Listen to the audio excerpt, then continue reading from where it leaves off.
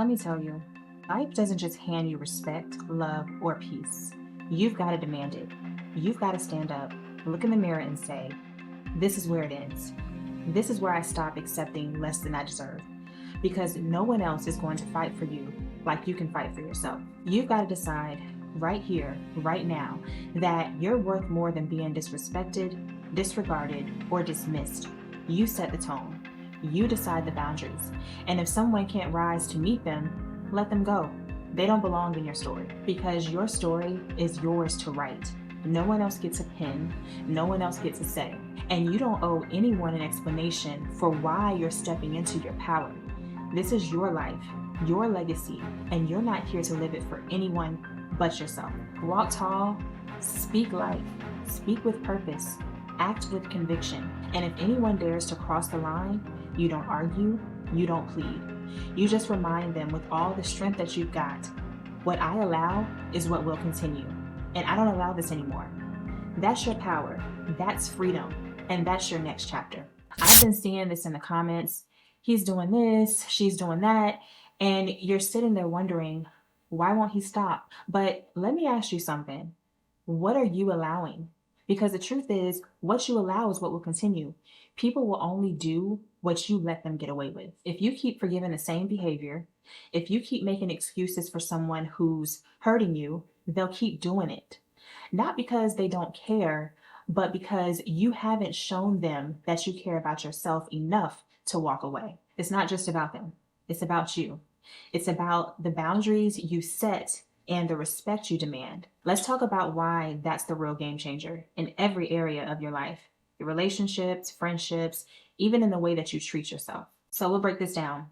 Every time you accept disrespect, every time you let someone off the hook without accountability, you're teaching them how to treat you. And guess what? They're learning the lesson loud and clear. When you stay silent about the things that hurt you, you're saying, it's okay, do it again. When you let someone ghost you and then come back like nothing never happened, you're saying, my time isn't valuable. But when you set boundaries and stick to them, you're saying, I know my worth and I won't settle for less. Teaching people how to treat you starts with treating yourself like you deserve respect, because you do. Every time you enforce a boundary, you're rewriting the narrative. You're showing the world how you expect to be treated. And that's where the real change begins. Here's the thing. People are always watching how you respond to their actions. If you're constantly forgiving without consequence, they start to believe that your forgiveness is automatic, that your boundaries are just suggestions. And that's not on them. That's on you. The moment you tolerate behavior that disrespects you, you set a precedent that it's acceptable. Let me tell you something powerful. You can rewrite the rules at any time. It's never too late to stand up for yourself and say, enough is enough. The same way you've taught them to mistreat you, you can teach them to respect you. And if they don't learn, you can show them the door. It's not about being mean, it's about protecting your peace. Somewhere along the way, we've normalized struggle in relationships. We've started believing that love means tolerating pain, waiting for someone to change, or sacrificing our own happiness for others. But that's not love, that's self-betrayal. Love isn't supposed to break you. It's not meant to make you feel small, invisible, or unworthy. If someone can't meet the standards that you've set, let them go. You're not being too much for expecting honesty, respect, and consistency. You're asking for the bare minimum. When you stop settling for broken love, you open yourself up to real love, the kind that fills you up and doesn't tear you down. Don't let anyone convince you that love has to hurt to be real. Love is supposed to heal you, not harm you. When you think about real love, it's not about suffering or proving your worth. It's about partnership, growth, and mutual respect. But somewhere along the way, we've glorified struggle in relationships as if pain is a proof of love. It's not.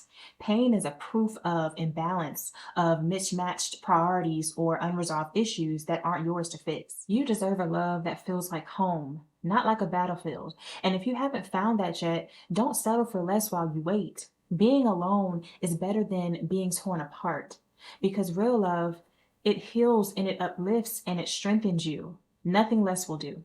Boundaries aren't walls to keep people out.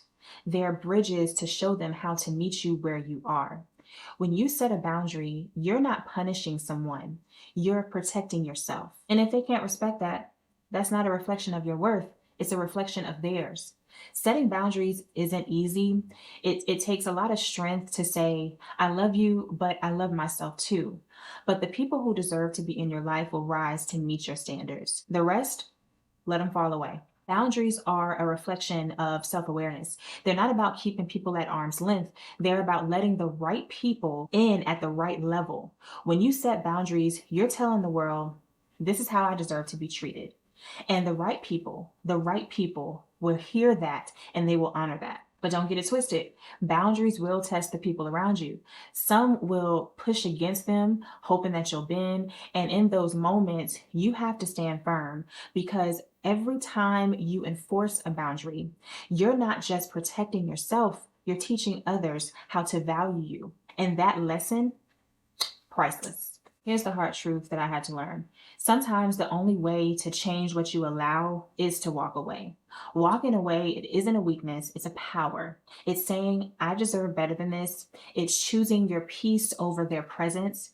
I did a video about the power of walking away. You can watch it at the link in the comments. The moment you decide to stop tolerating less than you deserve, everything changes. You stop attracting people who take advantage of your kindness. You stop being someone's backup plan or their emotional crutch. You become the version of you that demands respect and gets it. Walking away isn't just about leaving someone. It's about choosing yourself. It's about recognizing that staying in the wrong situation isn't loyalty, it's self-betrayal. When you walk away, you're saying, I deserve peace, even if I have to find it on my own. And here's the truth. Walking away isn't the end. It's the beginning. It's the moment that you reclaim your time, your energy, and your worth. It's not easy. It might hurt at first. My God, does it hurt. But in the long run, you'll thank yourself for having the courage to put yourself first. That's the power of walking away. We've all been there, making excuses for someone that we care about. They're just busy. They had a rough childhood. They're going through a lot right now. But let me tell you, excuses don't change behavior, they enable it. Every time you explain away disrespect, you're giving them permission to do it again. Making excuses feels like the easier route because it allows you to avoid the hard truth. They're showing you who they are. And like Maya Angelou said, when someone shows you who you are, believe them the first time. Stop rewriting the story to make their behavior more acceptable. Accountability is love. If you care about someone, you hold them to a standard, not to punish them, but to help them grow. And if they're not willing to meet you there, that's your sign to let go. Because staying in a cycle of excuses doesn't just hurt you, it hurts them too by allowing them to remain stagnant. Let's be real. Excuses are just another form of avoidance. They allow you to stay in a situation that you know deep down isn't right. But the longer you make excuses for someone, the more you delay your own growth. You can't heal in the same place that's hurting you. Instead of making excuses for them, start making choices for yourself. Choose to hold them accountable. Choose to stop justifying what you know is unacceptable. And if they don't rise to the occasion, choose to let go. Because every excuse you make for someone else is a reason you're giving up on yourself. You only have so much energy to give in a day. Think of it like a bank account. You get 100 units of energy every morning. Now ask yourself, where are you spending it? Are you investing it in things that bring you peace, joy, and growth? Or are you just wasting it on people and situations that drain you? When you allow toxic behavior, you're spending energy trying to fix and explain and endure what's breaking you. That's energy you could be using to build the life you deserve. The truth is, not everyone is worth your energy, and it's okay to protect it. Start seeing your energy as sacred. Protect it fiercely, because when you're depleted, you have nothing left for yourself. The right people will understand that your energy is unlimited, and they'll give you just as much as they take. If they don't, let them go. Your peace isn't negotiable. Energy isn't just about what you do, it's about what you allow. When you spend your energy on the wrong people or situations, you're robbing yourself of the chance to invest in where it matters. And let me tell you, Where your energy goes, your life grows. Protecting your energy isn't selfish, it's survival. It's about recognizing that you can't pour from an empty cup. So stop letting people take and take without giving back. Your energy is sacred. And the more you guard it, the more you'll have to give to the things and people who truly deserve it. Sometimes the best response is no response at all. When someone keeps crossing your boundaries, you don't owe them an explanation. You don't owe them a debate or a second chance. Silence speaks louder than any words could ever say. Silence says, I'm done entertaining behavior that disrespects me. It says, I don't need to argue my worth with you. And most importantly, it says, I'm choosing myself. Walking away quietly can often be more powerful than slamming the door because it leaves no room for negotiation. But to clarify, silence isn't about being passive. It's about being intentional. It's about choosing to disengage from situations that no longer serve you. Remember, your silence isn't their victory, it's your freedom. Silence isn't weakness, it's wisdom. It's knowing that not every battle is worth fighting. Not every person is worth explaining yourself to. Silence is a boundary, a declaration that you refuse to engage with anything that doesn't serve your purpose. And here's the beauty of silence. It shifts the power back to you. When you stop reacting to every slight or disrespect, you stop giving people the satisfaction of your attention.